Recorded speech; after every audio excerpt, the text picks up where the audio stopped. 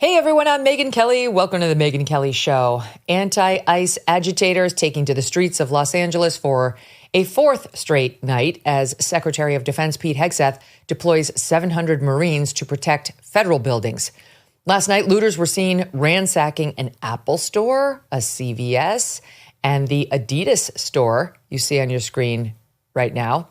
They even targeted a local sushi restaurant. Oh, okay, nothing says F the man like targeting the local sushi restaurant. Watch. Get him out! Yo, stop that shit! Yo, stop that shit! We don't do that shit. No, we don't do that, dog. We don't do that. Hey! No, we don't do that shit, homie.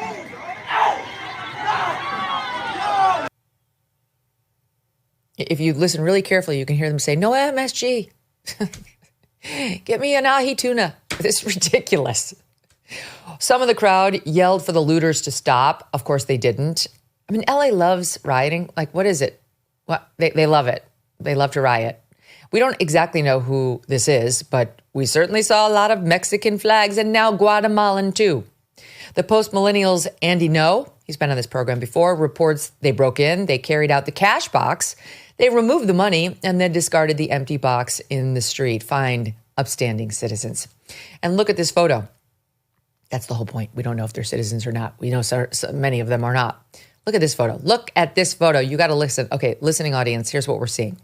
It's a woman walking down the street in Los Angeles last night. She's carrying a Mexican flag in her hand while also displaying an American flag that's been sewn together with the flag of Guatemala. It's a half and half.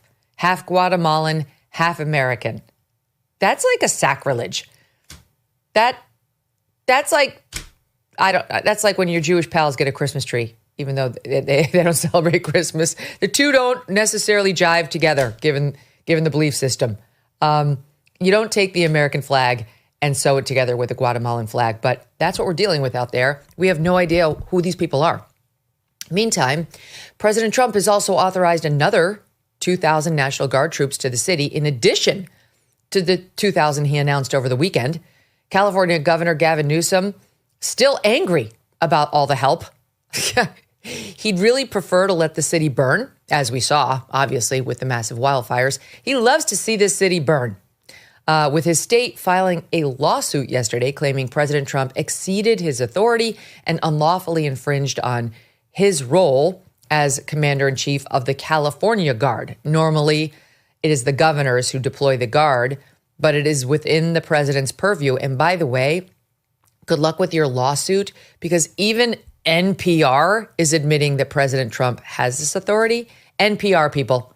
So when NPR is on the side of Donald Trump, your lawsuit's going down, Gavin Newsom. Although, given the state of our judges, who the hell knows? Newsom, not the only one opposing the deployment, the help that's being provided to him. You'd be shocked to learn that MSNBC's Rachel Maddow and Lawrence O'Donnell downplaying the need for the National Guard in the first place, describing the destruction and looting as isolated, affecting only a tiny area. But also, it wouldn't matter how big they actually get, no guard would ever be needed. Watch.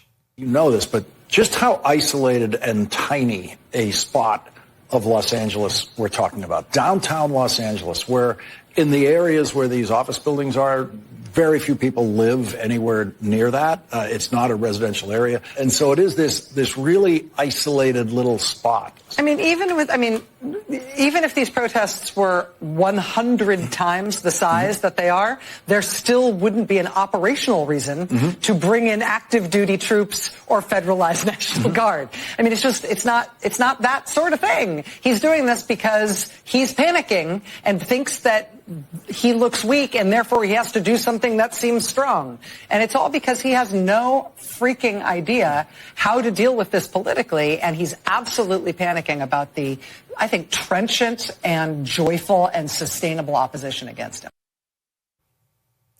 Joining me now, the one and only Miranda Devine. She's a columnist for the New York Post, and starting tomorrow, she will be a podcast host too. She's launching her own show called Pod Force One, which is very cute. I like the name.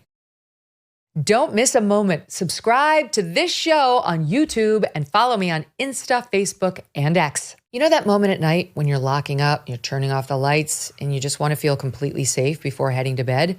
That is what Simply Safe can give you. Most security systems only take action after someone breaks in. That's too late. Simply Safe's new Active Guard outdoor protection helps stop break-ins before they happen. AI-powered cameras and live monitoring agents detect suspicious activity around your property. If someone is lurking, agents talk to them in real time. They turn on spotlights and they can call the police, proactively deterring crime before it starts. No contracts, no hidden fees. Named Best Home Security System of 2025 by CNET, more than 4 million Americans trust Simply Safe. They have monitoring plans start around $1 a day, plus a 60-day money-back guarantee. Visit simplysafe.com/Megyn to claim 50% off a new system with a professional monitoring plan and get your first month free. That's Simply Safe, spelled SIMPLI, safe.com/Megyn. There's no safe like Simply Safe. Miranda, welcome back. Thanks, Megyn. Great to be with you. Great to see you. All right, so why, in leftist world, why would the president be panicking about anything right now? Why would he be in a panic over riots in the street as opposed to just being a law and order guy? Well, he's not panicking at all. He's moving forward with purpose and confidence and doing exactly what Californians would want, apart from people like Rachel Maddow, who is incredible. You just listen to her so confidently espousing her view. It's her fantasy, imagination of what she thinks this gargoyle Donald Trump that she's conjured out of thin air would think or do. It's all just fantasy, and she spins it every night to her dwindling audience. Actually, not every night. I think she does it once a week. That's right. First 100 days she was complaining because she had to do it every night. But he's not panicking at all. It should be Gavin Newsom who's panicking, and he kind of is. Gavin Newsom daring Donald Trump and Tom Homan to arrest him. That's desperate. He just wants to get some attention because his eye is on the prize of 2028. He thinks that he has a chance to become president. There's only one side that's, in my view, playing politics with this. Trump said he'd be in law and order president. He said he would be pro-law enforcement and protect American cities.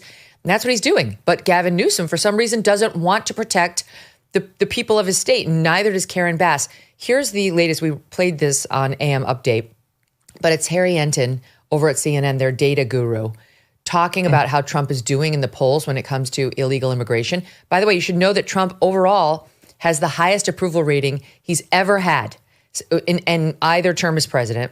He has no reason to manufacture a crisis or to be panicking. He's sailing higher than ever at the moment. So he has zero reason to create drama. And here's further evidence of that, including on immigration. Here's Harry Enton, Stop 15. If we just take a look at the baseline numbers here, this is Trump's net approval rating on immigration. It's gone up like a rocket. Compare now versus 8 years ago during Trump's first term. Look at this. In his first term, Trump was way, way, way underwater at minus 21 points. But look at this. He's up over 20 points. Now, in the aggregate, he is in positive territory at plus 1 point on his net approval rating. Some other polls even have it a little bit higher than that. There is no issue on which Trump is doing so much better than he was in his first term, more than the issue of immigration. No wonder the Times has written it up the way that he is. Trump is begging for a fight on this because he knows what he's doing so far is working with the American electorate. So are they playing right into his hands, Miranda? It just does seem like that. There are polls showing that 75% of Americans want these illegal alien criminals to be deported. And I would say after the last couple of days watching the arson and the riots and the looting in LA, that number will be up to 100%. So, look, it's sort of baffling why the Democrats keep doing this to themselves, because the last 4 years of Joe Biden just flinging open the border and allowing millions of people over, including a whole lot of unvetted, unknown terrorists or criminals, allowing the cartels to take charge of the border was absolutely toxic politically for them at the 2024 election. Donald Trump himself says that that was the main reason that he won the election. And I think that's one reason why his poll numbers on immigration have gone up so much, because he had the border under control, got no credit for it. And now he has a much tougher task because he's got the border under control. He did that very quickly.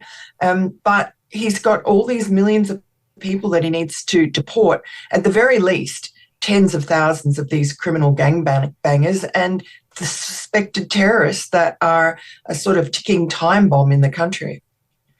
The local authorities there, from Gavin Newsom to Karen Bass to California Assembly men and women, are unified, it seems, against President Trump on this. It's amazing.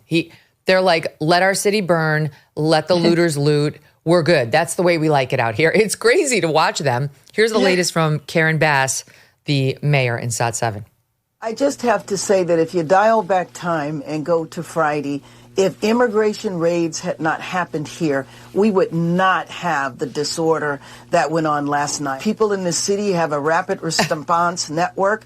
If they see ICE, they go out and they protest. And so it's just a recipe for pandemonium that is completely unnecessary. Nothing was happening here. Los Angeles was peaceful before Friday. The problem is that the feds are trying to enforce immigration law. That's the problem, Miranda. It is. I mean, I think what sparked the raid on Friday, we've just found out, was that ICE was trying to enforce some warrants on some cartel members. So these are bad people. They're the worst of the worst. And Karen Bass is just a liar. She's trying to gaslight the public. And the problem is that she is a communist, and the Democrats' constituency that they seem to care about more than anyone else is illegal migrants. I guess that's why they brought them in. I guess they're hoping that they'll be voting.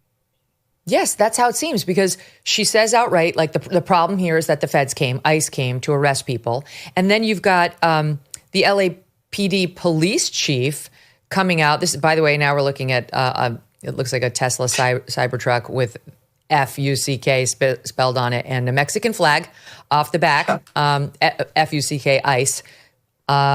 Just spinning around and around. Anyway, so Karen Bass says the problem is they tried to enforce federal immigration law. And listen to what the LAPD chief admitted really was kind of the reason why this thing was more challenging than it needed to be for ICE. SOT 9. I also want to be unequivocally clear. The Los Angeles Police Department does not participate in or coordinate with Immigration and Customs Enforcement on civil immigration enforcement. We've said this over and over again, and I can't stress it enough for the people in our community who have high levels of anxiety about this issue, that we want everybody to believe and be able to call the LAPD in time of need if they've been a victim of a crime or a witness to a crime. We need that. So the LAPD won't cooperate with ICE. When ICE comes, they're treated like invaders who are inappropriately there to do some lawless work, as opposed to the ones, Miranda, who are there to enforce the laws duly enacted by Congress and the policy duly written into executive orders and affirmed by President Trump. Yeah, I mean, that's very weak of that police chief. And he's like that, I guess, because his boss is Karen Bass and she could fire him any minute. So he just, goes along and reads out her prescriptions. It's a sanctuary. That's the problem. That's how any LA or any police chief in any sanctuary city would sound. And it has to go against the grain. If they're real cops, it really has to upset them, because the LAPD is trying to deal with all the crime, the new crime, just as has happened in New York, from these illegal alien gangbangers. The pickpockets, the looting, the smash and grabs, a lot of assaults and robbery, they're coming from these gangs, and a lot of them are juveniles. So the LAPD doesn't like it, and you can see there they are being attacked and officers are being injured. And, if you show weakness, you're going to get what we had in the Summer of Love in 2020, where it just spreads across the country. People die, cities and communities are burned. It was an awful period. And the Democrats obviously thought it worked for them politically in 2020 because it helped get rid of Donald Trump. So I guess they don't have policies, they don't have leaders. So this is what they're stuck with, trying to make Donald Trump look bad. That's exactly right. It's like, how does Karen Bass know that all the citizens of Los Angeles want criminal, illegal aliens to be roaming their streets? That's what they want, and they object to Trump trying to keep law and order. I know for a fact that's not true. I know people who are out there who would like to see the restoration of law and order. But to hear these people tell it, you would think the policy is as many immigrants as possible. Please loot our stores. Please set cars, including police officers' cars, on fire. We encourage you to throw cinder blocks over overpasses onto civilian cars down below. This is the way we would like our city to be run. And that's all in the name of this weird leftist ideology that loves illegals and that hates Trump. So that's what we're seeing. And now, of course, you get, as we see the videotape of the chaos, the old, it's not happening, but if it is happening, it's good. And here's some of the, it's not happening, it's also peaceful. This is California Representative Nanette Barragan. She's a Democrat. You won't be surprised to hear. SOT 10. We agree that if you're being violent, you should be arrested. You should be prosecuted. There is no disagreement on that. I think that's a effort that we can all say. But this is not what's happening. We are having an administration that's targeting peaceful protests, people that are there to protest. Peaceful. The president is sending the National Guard. We're looking at burning fires. Because he doesn't like the scenes. He doesn't like the scenes of people peacefully protesting. Tell it to the people who had their cars assaulted by cinder block rocks. I'll give you one more. This is California Representative Judy Chu, a Democrat, and take a listen to her take. You have outliers that throw things and looking at fires and cause damage. I believe that the LAPD has this underhand. We do not have to have the National Guard here. We certainly do not have to have the Marines here. This is a manufactured crisis. By the way, Miranda, LAPD said that they were overwhelmed. So, which is it? Well, look, I think maybe these Democrats are watching too much MSNBC or CNN. It was extraordinary seeing those channels and how they described these violent protests as rallies.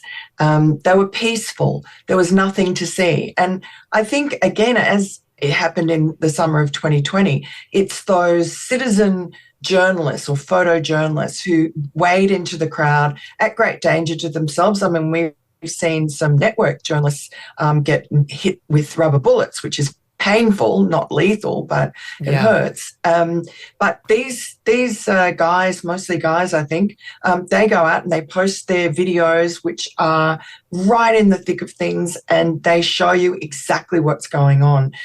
And Fox is doing it with helicopters and so on. But it is hard and dangerous to get into the thick of things. And MSNBC and CNN don't want to know. They are just quite happy to turn a blind eye, just as they have for the last 4 years, to the crisis at the border and to Joe Biden's cognitive deficiencies. Here's what jumps out at me. Even if you've only got, 10 law enforcement cars and those self-driving cars burning. Let's say, because we've seen LAPD police vehicles on fire. Let's say we have 10 burning, and we've seen with our own eyes LAPD and ICE officers getting assaulted with rocks and so on. It doesn't matter because LAPD already said that they can't handle it. And on top of that, President Trump has an obligation to the country to enforce law and order because, as you point out, these things have a tendency to spread. And yesterday we played sound bites of Democrats seeming to want them to spread. Chris Murphy was like, I mean, I want them to be peaceful, but we should be seeing this in every city. And he knows damn well if they start in every city, they will not remain peaceful, just like they didn't in LA. And so my own take on it is this the worst LA riot we've ever seen? Oh, hell no. Hell no. But President Trump is a different kind of president who is trying to send a message to the people in Los Angeles and across the country. This shit will not be tolerated. We are done. The days where you can get away with this because of a feckless mayor or governor are over. Absolutely. And also, I mean, maybe they're not the biggest riots in LA history yet, but, it's early days. It's only been 3 or 4 days. You have to nip these in the bud so that they don't spread throughout LA and throughout the country. And you're absolutely right. I think the Democrats welcome this as some sort of a circuit breaker, chaos to interrupt Donald Trump's kind of good luck streak that he's on, and to take the attention away from him. He has completely commandeered the airwaves. Everything is Trump, Trump, Trump, and he's always optimistic and upbeat about how things are going for him. And so I just think it's just like when Kamala Harris during 2020, she said that these riots will not stop and they should not stop. Those were the George Floyd riots, which spread throughout the country. I think 24 people were killed, many injured, many officers badly injured. It was a disaster, and it was a disaster for the poorest people in the poorest communities who were the hardest hit. Yeah, so well said. You're exactly right. Why should he wait until it gets completely out of control and there's no chance of tamping it down without a massive federal presence? Why not nip it in the bud with a relatively modest number of federal officers? Michael Shellenberger, who is a great independent journalist who ran for governor of California and has been in California, I think, for most of his life, did a great post on, I think it was his Substack where I saw it. In any event, it was called "The Reason the Left Loves Riots is Because It Hates Civilization."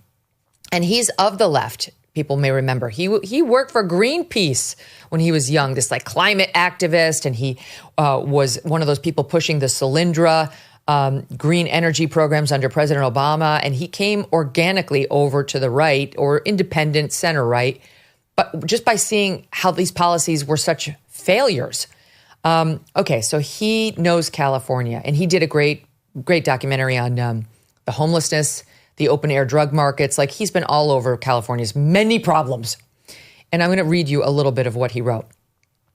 To fully appreciate their significance, it's important to understand that over the last several decades, the people who run California and its major cities came to a new consensus. A large number of our laws were racist and oppressive. The idea took root that order itself was a facade, a way for the rich and comfortable to criminalize the marginalized.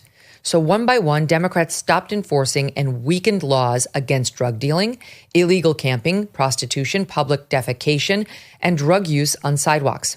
Cities stopped enforcing anti-camping ordinances. I can speak to that myself, having stepped over some of these camps just to get from A to B when I was out there last year. State leaders directed prosecutors not to charge certain drug crimes. Federal immigration laws were nullified by city policy. We just discussed that ourselves. In the name of compassion, progressives dismantled the foundations of public order. So well put. Just as I believe the government must obey the Constitution, I also believe people must obey the law, and our leaders must enforce it. And yet California's leaders not only did not defend the law, they condemned those who tried.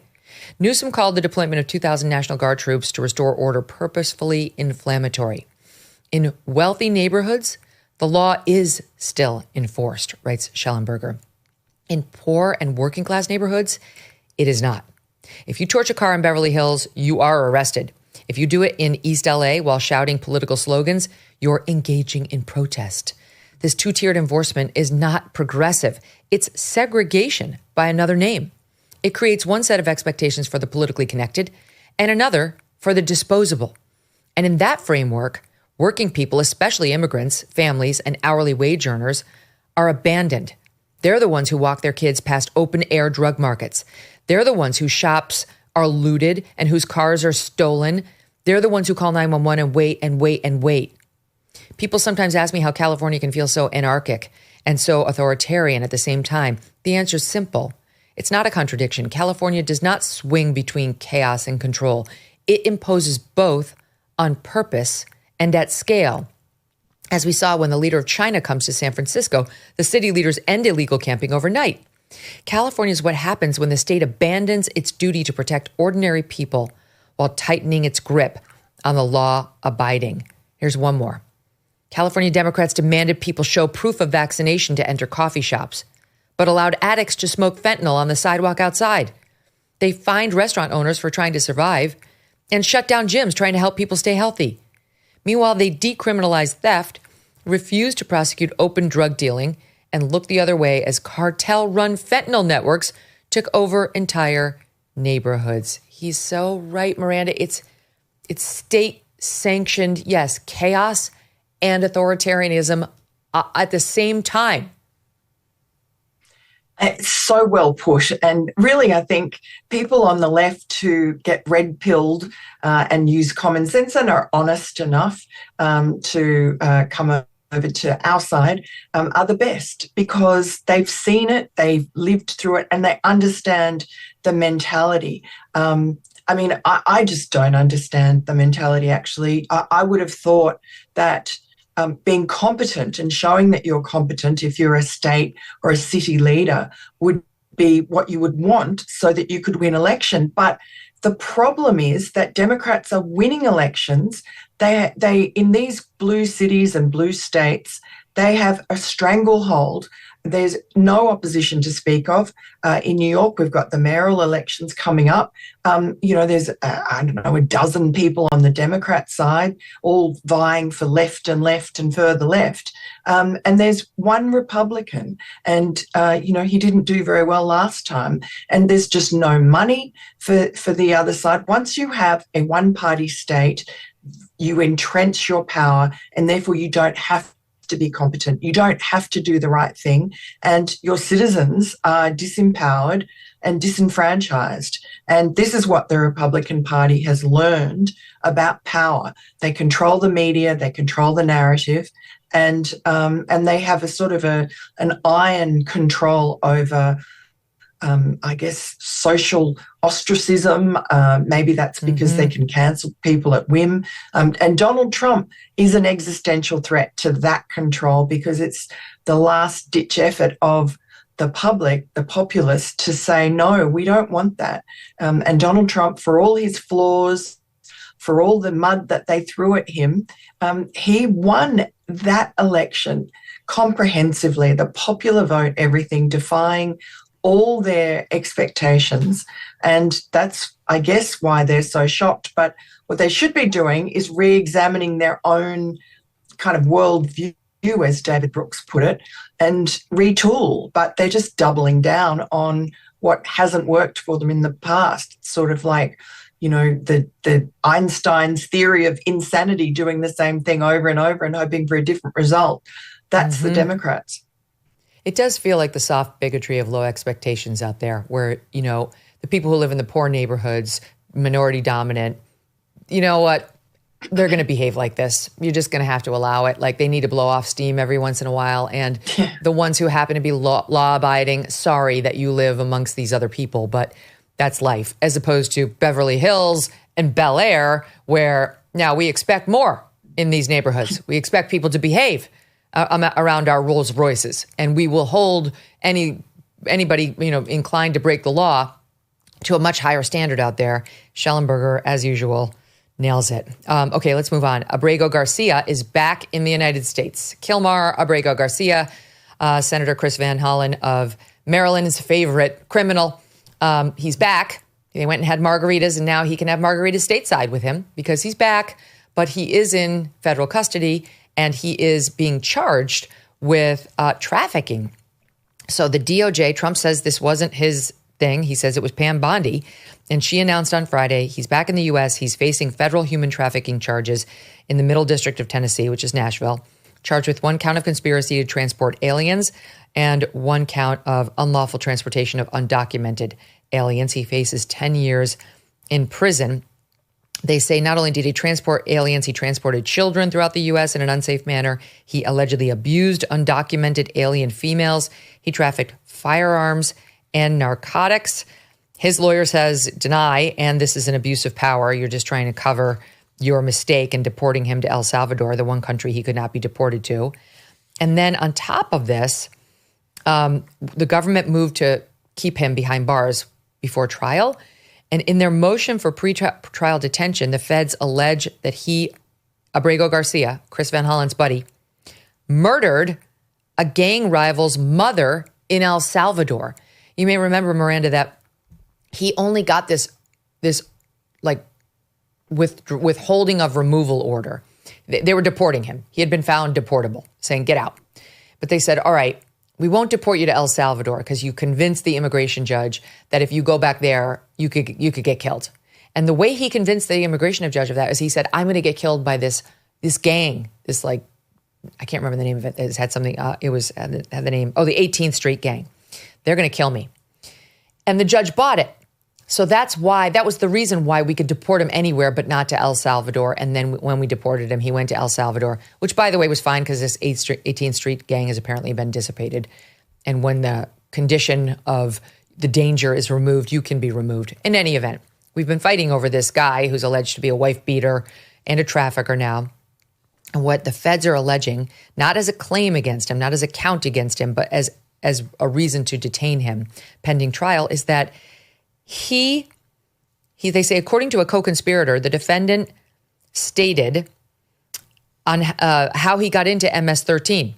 He participated in the murder of a rival gang member's mother in El Salvador, specifically the mother of an 18th Street gang member.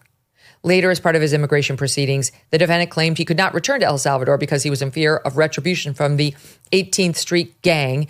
And he tried to spin this as being about his mother making some sort of food that the gang didn't want her to make because they had like a rival business to it. No, what the feds are now saying is he killed one of their moms.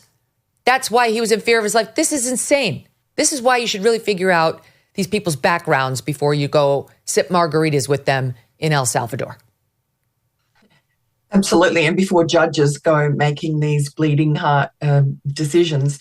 And, you know, also Pam Bondi mentioned that they haven't charged him with this, but they're investigating allegations that this guy solicited child porn.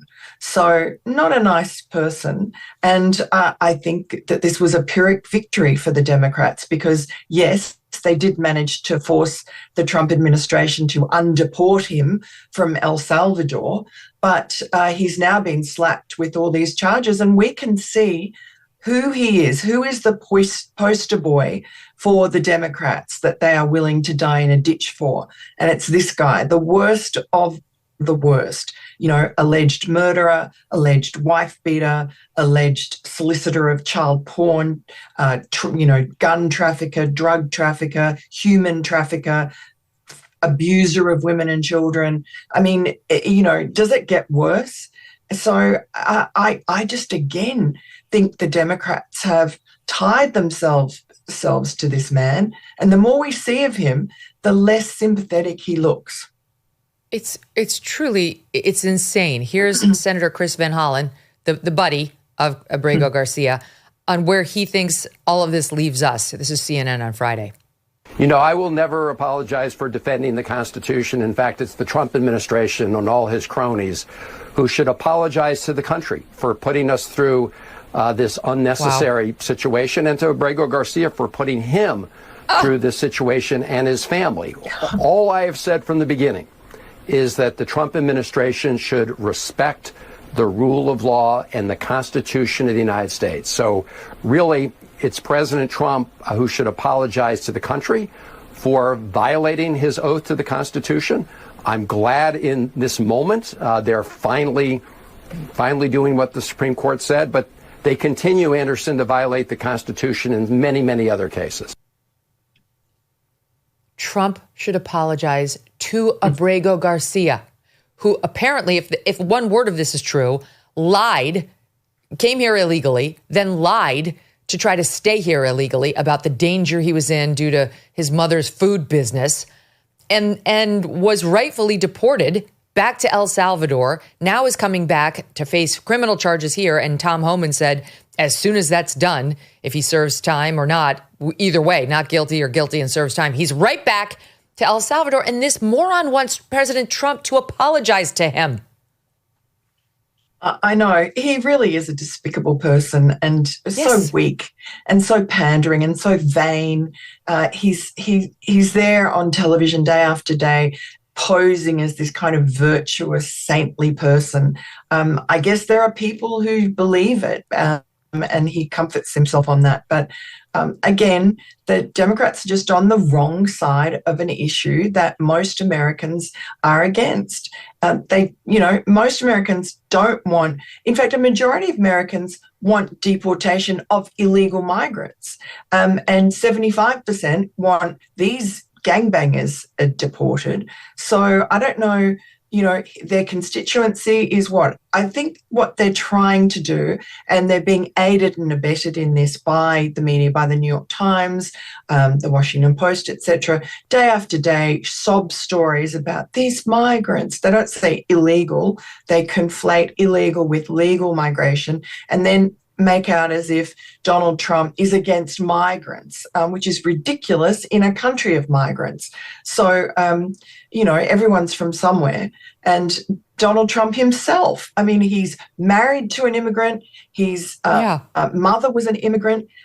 He's not anti-immigrant. He's anti-illegal migration that happened under Joe Biden, which was an absolute catastrophe for this country and is going to take decades to put right.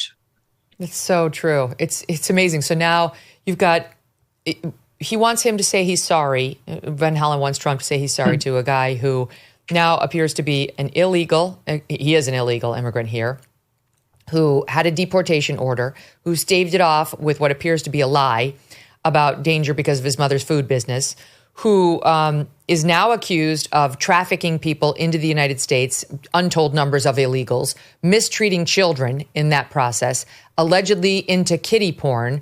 We know from the wife's allegations for protective orders that he's an accused wife beater on top of everything, may have committed a murder in El Salvador of somebody's mother. And now we're supposed to feel sorry for him. He's the victim and be mad at Trump for deporting him. Got it. Good luck with that message on your next campaign, Democrats. Okay, let's keep going. The FBI speaking out again. Kash Patel went on Joe Rogan, and Rogan really kind of pressed Kash Patel on Epstein. When are we getting the files? Are there files? Are we going to see videos? Like, are there celebrities? What's there? Like, what's there?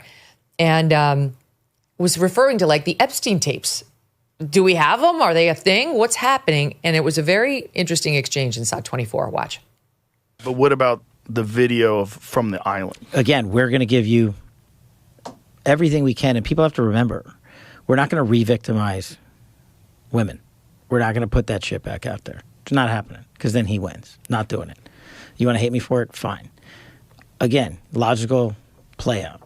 If there was a video of some guy or gal committing felonies on an island and I'm in charge, don't you think you'd see it?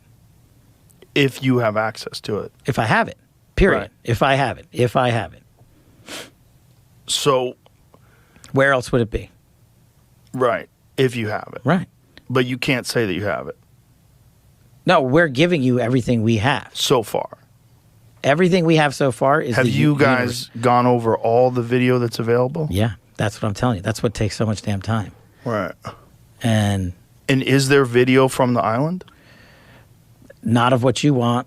The people out there have filled the void with can't wait to see X, Y, or Z. Right, speculation. Now, I understand that you would never re-victimize these women and show this footage, but is there footage? Outside of... The only thing I can say right now is if there was footage of anyone doing anything else, we would have opened a case. What do you make of it, Miranda? What's your takeaway watching that? Look, I was baffled actually by that interview. I thought that Kash Patel did not cover himself with glory in a lot of departments, but that in particular was a baffling exchange. He seemed to contradict himself. And look, more importantly, he was contradicting Pam Bondi, the Attorney General, who has told us, told reporters in a public press conference that there were hundreds of victims and thousands of hours of video. Let me just play that. Let me play that so they can hear from her directly. It's SOT 26. There are tens of thousands of videos of Epstein with children or child porn, and there are hundreds of victims. And no one victim will ever get released. It's just the volume, and that's what they're going through right now. The FBI is diligently going through that. Keep going. So there you go, a complete contradiction. And, one of them is wrong. And Pam Bondi seems pretty confident. And Kash Patel is hedging and umming and ahhing and sort of everything was framed in, he's asked a direct question, are there videos? And then he responds, if there are, or he says, wouldn't I show it to you?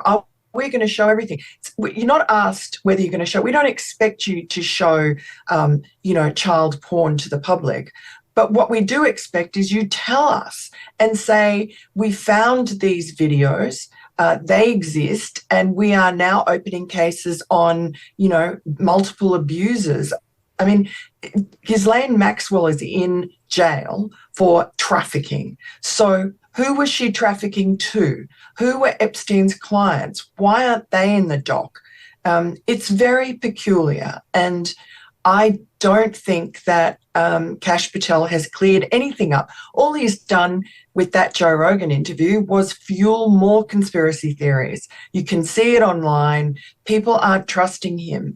And I don't know how he resolves that. I'm not expecting him to tell us something that doesn't exist, but at least be straightforward and answer questions directly instead of all this sort of, semantic games. It just didn't ring true.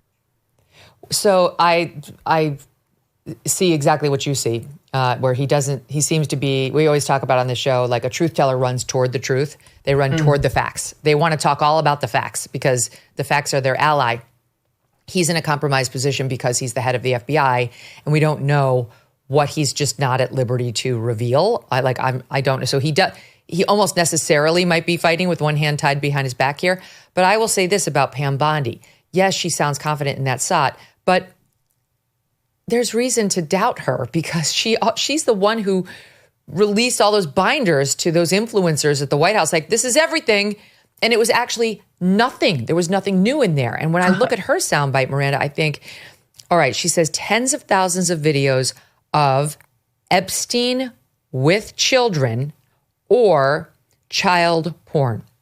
Now, those are two different things. Child porn could just be disgusting videos or pictures they may have found on his computer. If that's on there, that's new. We didn't know about that.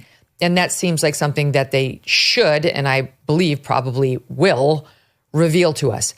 If there are actually tens of thousands of videos of Epstein with children in sexual acts, that is a next level reveal. It is huge. She needs to be really careful with saying that. What I have heard, I've told the audience this before, I do have a source very close to this case who has told me that as far as what he did personally, like with his body, with his own sexual interactions, that it wasn't children, young children. It was, however, like the 17-year-old who looked very young. And I'm not trying to make excuses here, believe me, at all, for Jeffrey Epstein. I'm just drawing a distinction. I think we can all agree there is a difference between 17 and 7. And so I just, we need actual answers there because she's parsing her words carefully. He's parsing his words carefully. And this subject is just too hot to keep us in the dark now that Trump has taken over. It's been, I think we'll get answers, and the sooner the better. Okay, let's move on. We have not yet talked about the Simone Biles, Riley Gaines incredible assault by Simone Biles out of nowhere on Riley Gaines over the weekend. Riley made a post about, I told the audience this last week, that Minnesota girls softball team won the state championship thanks to their hard work and finally overcoming their inability to win it all these years. No, thanks to the fact that they put a boy as pitcher. And he's kept throwing all these shutouts. They basically got no runs off of him in something like 34 innings. It was really hard for the actual girls to compete against him, Miranda. So Riley sends out a tweet saying, it's not so surprising when it's a boy as your pitcher. And Simone Biles comes after her, like ripping on her. You're inappropriate. You're out of line. You're a bully. Oh, and by the way, pick on someone your own size, which ironically would be a male. Simone Biles ripping on Riley Gaines's muscular nature. Riley's only 5'5", so it can't be that she's like some 6'6" man. So it's obviously Riley's muscular arms and body, which she looks amazing. And Simone Biles, for years, has been playing the victim because people, she says, have been ripping on her muscular body.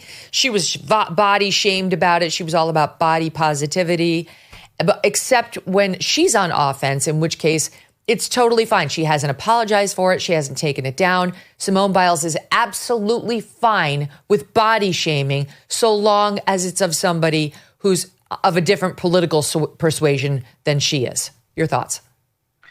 Yeah, I mean, it's just terribly disappointing.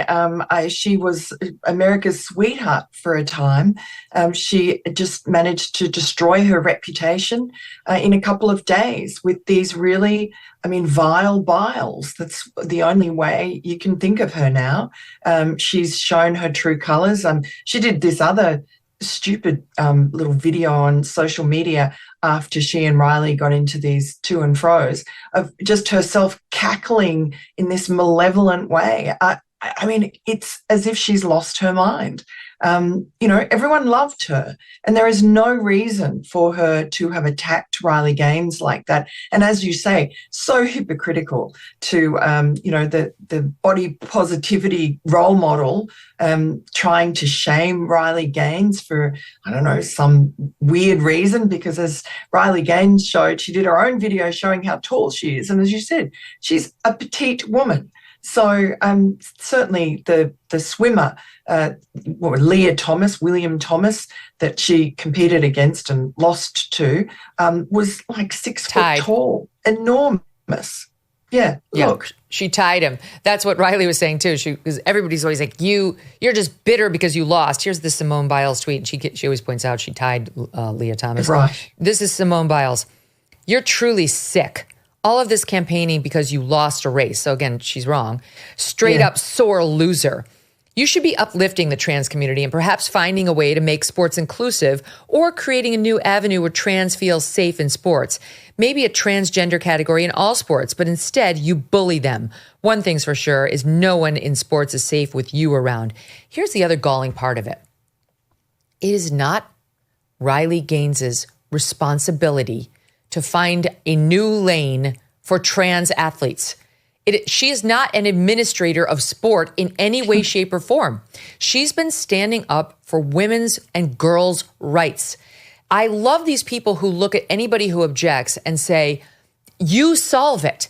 Like Riley Gaines is the head of the IOC or the head of women's swimming. She would love, I'm sure, to create new rules. No one's empowered her to do that. Simone Biles hasn't taken the mantle at all. She just wants to rip on somebody who's pointing out a very real problem that's led to a lot of young girls getting hurt. Yes. She doesn't care, Simone Biles, about other women. Riley Gaines has a young sister. She's concerned about her. We've seen numerous female athletes get hit in the face and suffer, serious injury because they are competing against men who are stronger. Doesn't matter if you've taken some estrogen.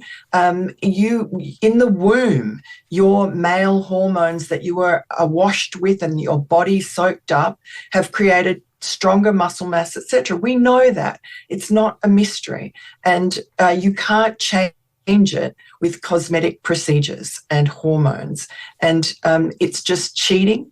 And it's going to obliterate female sport. And this is another, revolution of Donald Trump, is he just came in and so quickly the opposition melted away. The whole trans activism, people were no longer afraid to speak up, and they spoke up.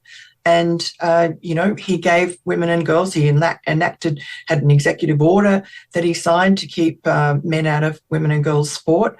And that's sort of gone without a hitch. The American public was with him all along, really. And there's just these few virtue signalers in the, in the public, like it's amazing. Simone Biles. Simone Biles, I interviewed her when I was at NBC. We talked about the abuse she suffered at the hand of Dr. Larry Nassar. And I use that term doctor very loosely, who's now in prison for the rest of his life for what he did to our USA gymnastics team, molesting them over and over and over while he was supposedly just performing physical exams on them. Another young FBI girls. fail. Yeah, exactly. Young girls who were confused and didn't understand what was happening to them. And Simone Biles was one of them. And many of us provided appropriately nothing but sympathy to her for her experience at the hands of a very pernicious man. But now she's totally fine with men going into women's locker rooms, watching them undress. And by the way, men like Will Thomas, who now goes by Leah, I strongly believe are autogynephiles. And the data show that the vast majority of these so-called trans women, which are men pretending to be women, are autogynephiles, meaning they get off. They get sexually aroused undressing like a woman. So why should girls have to be around men who are getting off on putting a dress on or a female swimsuit on while they're taking off their clothes? Simone Biles, you know nothing. You know only about your own circumstances. Take 2 minutes to do a little research, or other little girls are going to get hurt just like you did. Shame on her. I'm ashamed of you, Simone Biles. Ashamed of you. You have a chance to undo it by, as the left would say, educating yourself. But she won't, because she's on the side of the virtue signalers, Miranda. She's been posting left and right about Pride Month. I guess now that she's sufficiently past her prime, she wants everybody to know what a leftist woke person she is, and she can kiss the support she used to have from the entire country goodbye. All right, let me just say one other thing, and then I want to move on to Jennifer Lopez. There's this nutcase named Nancy Armour, that's my opinion, over at USA Today. She's never seen a boy she doesn't want to play in girl sports or pretend to be a boy. Her article for USA Today, which is a disgusting publication owned by Gannett, which allows this, Simone Biles shows her greatness again in standing up for transgender community. We looked up Nancy Armour. You'll be surprised not at all to learn she doesn't have any daughters of her own. She doesn't have any kids. So she's out. She just wants my daughter to have to play against boys and everybody else's daughter. But she doesn't actually have any skin in the game. Simone Biles, she writes in this piece, is the GOAT in every sense of the word. Gaines replied that Biles' post was so disappointing, which is just further proof that Riley Gaines needs to get out of her right-wing bubble a bit more. Anyone who's even slightly familiar with Biles knows she's an ally, unabashedly, of the LGBTQ community.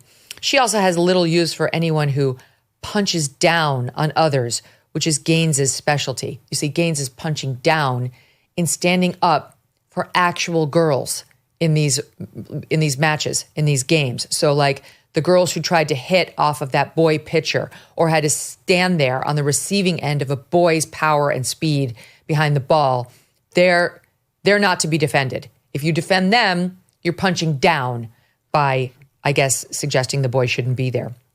She goes on to say, Riley has become a MAGA media darling, but her grifting has done real harm to the trans community, which is already at an elevated risk for suicide and self-harm. Again, with this, okay, it's all about their mental problems, which are real, but not of our creation. The reason they're trans in the first place is they have some mental issues. There is no scientific evidence that trans women athletes have a physical advantage over cisgender women athletes. No advantage for the boys posing as girls over the actual girls.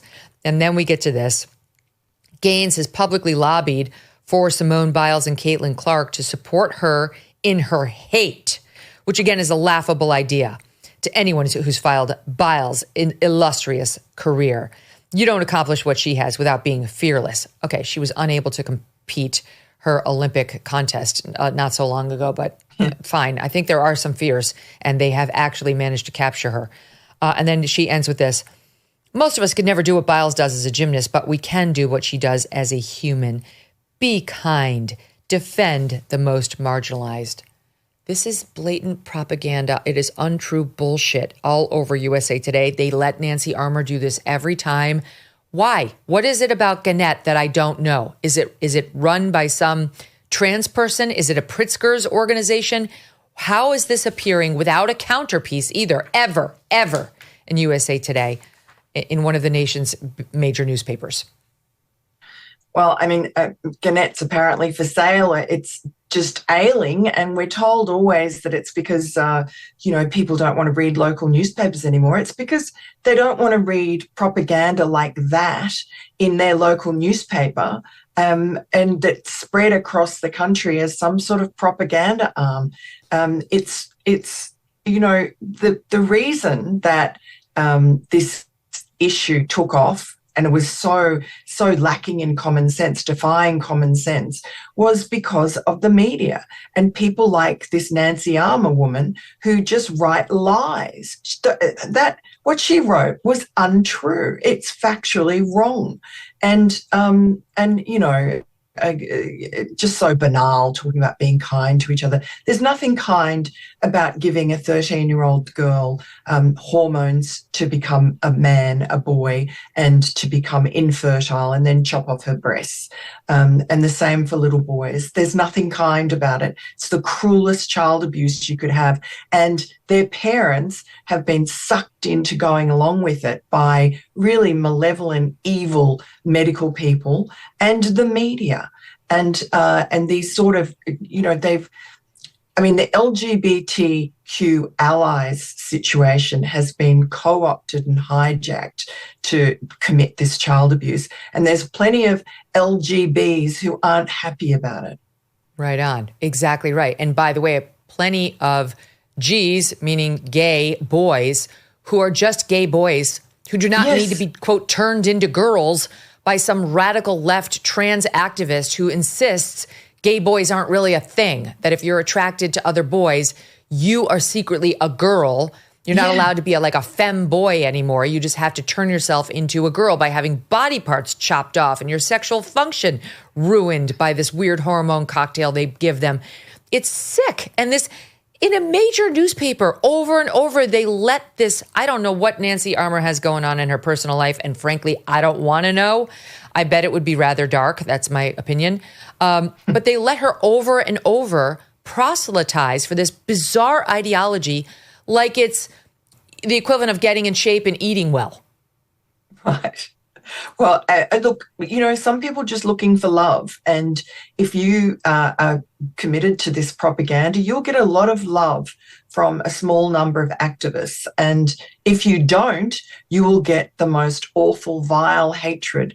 And I'm sure you've had it. And certainly, what's the Harry Potter author? J.K. Rowling. J.K. Rowling. I mean, you look at what the attacks that she's suffered, but she's been tough and wonderful come through it. I think she's been part of the reason that in the UK they turned the corner even before we did, when they, there was a commission looked into the medical facts and found that it was child abuse and that they should stop transitioning children, thank goodness. And that's changed everything around the world. And we still are not there. Okay, let's move on because, yes, we have to get to J-Lo. Here's the reason we have to get to J-Lo. You write about culture too. And this is a serious problem in our culture when you have a 56-year-old woman who performs on stage. And this was a pride event, of course, because J-Lo's also woke, and thinks it's really important that she show her vagina to us. I mean, literally, we're seeing the same thing that we saw in the Halle Berry dress at the Met Gala, where you're seeing side pube. That's what you're seeing there. Clearly, she's shaved or waxed. But this 56-year-old woman, as an attempt to be empowered and show us how you can still be fierce at 56, really wanted us to see her vagina. And honestly, I'm legitimately asking you this, Miranda. Why? Why does she think that's important? Here's Halle Berry doing the same thing at the Met Gala. Why do these women think this is empowering? Well, I mean, it's not. It's so unseemly. It's so grotesque and disgusting. I look, they're obviously desperately trying to cling on to their youth and think that if they wear some arresting, half nude clothing, that's going to attract people to them. I don't know. It's really, I mean, just act your age. No problem with looking attractive and, keeping yourself fresh, but just keep your body to yourself. No one wants to see it, young or old. And men are attracted to young women who are fertile, and that is not J-Lo.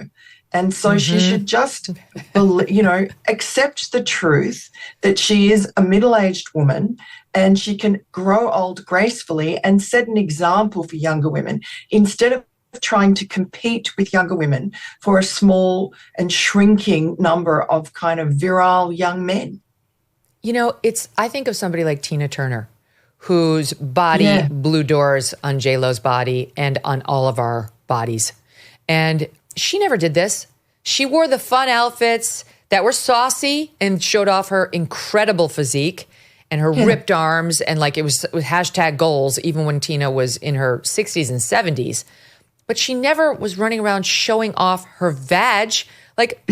This is a new thing where people, of course, Halle Berry, yes, J-Lo. We saw not Christina Aguilera, Shakira do it with J-Lo at the Super Bowl a few years back.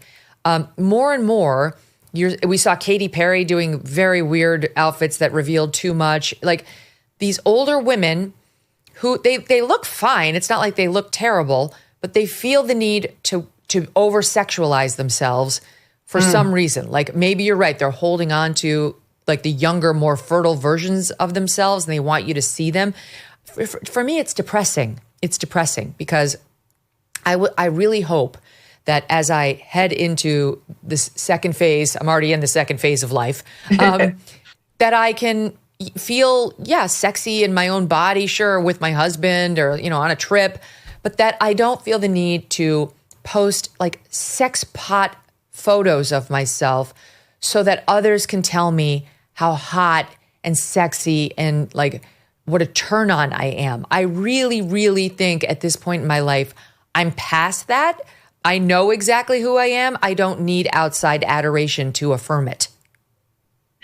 Yes, and I think you've pinpointed something there. I mean, J-Lo's just split up with Ben Affleck. That's her third or fourth, serious husband or serious partner. She's searching for something. She hasn't found it.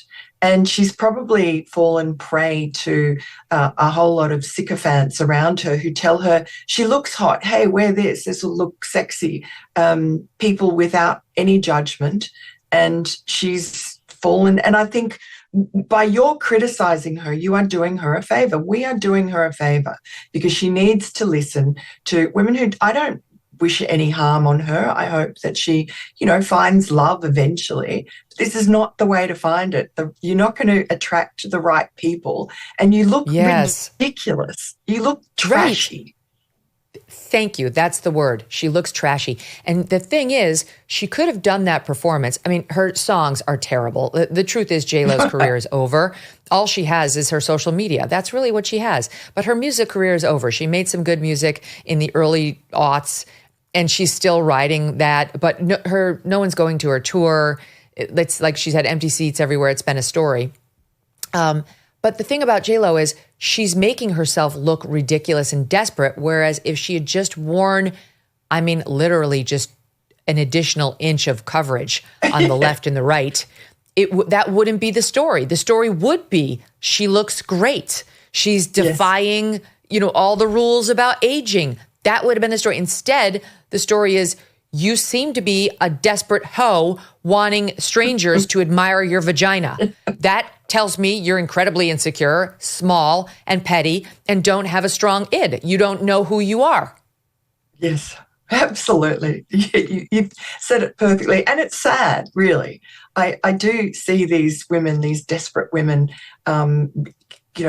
making fools of themselves. And I think it's unfortunate. And I hope that younger women don't look at that and see that as a role model, as something to aspire to. Just being a little classy is much more attractive.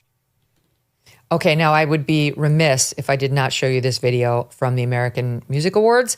This is Debbie Murphy. No, this is number 30. I've got to show you this. This is her favorite clip for like weeks. She's been asking me to get to this because J-Lo performing at that event bends over with her ass to the crowd for the listening audience and wants to give a thumbs up, but because she's upside down, it's a thumbs down. Let's look at it. It's a SOT, number 30. Right, she's again wearing no clothing. She bends over. She gives the thumbs up, but it's a thumbs down. That's perfect. That's her new thing. I'm telling you, the Beyonce Sensori thing, it caught on. But women, instead of being like, oh, she has no clothes on, they were like, I guess we don't wear clothes anymore. Okay, I won't wear clothes either. And you've got these young, confused-looking girls like clapping, like, I guess, is it good? I guess, okay, I'll clap. I'm told she's a big star. I'm told that by her Instagram and by all the magazines that she, and you know this as well, that she 100% is intentionally getting into. When was the last time you saw Helen Mirren on camera doing something in her private life? Never. Because she doesn't call the paparazzi to photograph her, right? I can speak to this personally. The paparazzi gets interested in me when I have a massive controversy about something I've said. Otherwise, they leave me alone. J-Lo, they document every trip to Starbucks, every trip to the gym, every trip out for a burger, because, she eats just like you and I eat with that body, sure. And that's because she's orchestrating all of it, because all she is one big ball of PR. Like Meghan Markle, same thing. Yes. Pretending she wants privacy and dialing up the paparazzi anytime she wants some publicity, which is all the time. Even like Jennifer Lawrence. Let's go younger than Helen Mirren. Jennifer Lawrence is totally gorgeous. She's a big star. You don't see these photos of her all the time. She's not a desperate to be a thirst trap for people wanting her. And, she'll do her thing on the big screen and then she lets her work speak for itself. J-Lo can't do that because her work is poor. It's not being well received. And so she's just got to keep generating more controversial moments. And what next? It'll be just complete nudity. It'll be showing up at the VMAs just totally naked, bending over like that. Like she's going to have a GYN exam on camera. That's what's next for it. Then the pendulum will swing all the way the other way, and we'll all be dressed up like nuns or we'll be in pioneer Muslims dresses in burqas. Yeah. I always thought those pioneer dresses would be quite flattering because they shove it they kind of give you some oomph up here, but you can be kind of at leisure down in the waist and the belly area, which we all want to be. Thank you so much for being here. It's great to see you. And good luck with the podcast. Thanks Tell us about your first guest. Thank you so much. It's Donald Trump. Very kindly agreed to do the podcast. And it's very hard to have a bad interview with him because he's so entertaining. And he told me some quite interesting, unusual things that no one's asked him before, he said. Like when he was a child, he was rather naughty and rambunctious. And so his parents sent him off for aptitude testing. And his father was very disappointed, Donald Trump said, in the answer, because turns out that he's a musical genius. And he could, he did these tests and he would hear a note and then an hour later they'd ask him to identify it and he did it every time. So, but his father didn't think that was very useful. But, his mother got him to play the flute. He got flute lessons. Can you imagine? No, Yes. I cannot imagine. That's amazing. There's Isn't probably that some funny? sort of the brain that has that ability that's linked with some of the traits that we do know of Donald Trump. But, I love the people who can kind of tell you, if you get languages, you can't do directions. If you, whatever, there are definitely linkages there. I know He's creative. his grandson, I think it is, Ivanka's son, is playing the piano. She's posted a couple of videos, and Trump is standing there right. admiringly. So I guess he's putting that musical ear to good use as a grandpa.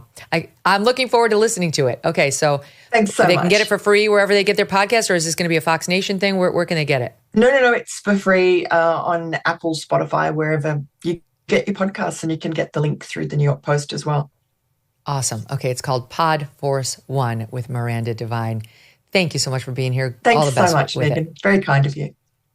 Okay, and tomorrow we're going to do a deep dive into my thoughts on where the Diddy Combs trial is so far and on what just happened to Justin Baldoni. It was not good, but there is a silver lining. So tune in for that. Let's be honest. America can still be a dangerous place, and you cannot afford to wait should you need help. Sure, you could use a firearm, but in today's America, defending yourself with deadly force could have some legal consequences, unfortunately. According to FBI data, 99.9% of all altercations do not require lethal force. And that's exactly why many are turning to Byrna. Byrna is proudly American, hand-assembled in Fort Wayne, Indiana.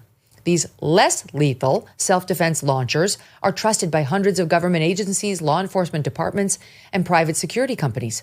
Over 600,000 Byrna pistols have been sold, mostly to private citizens who refuse to be victims. Byrna launchers fire rocket-hard kinetic rounds and powerful tear gas and pepper projectiles, capable of stopping a threat from up to 60 feet away.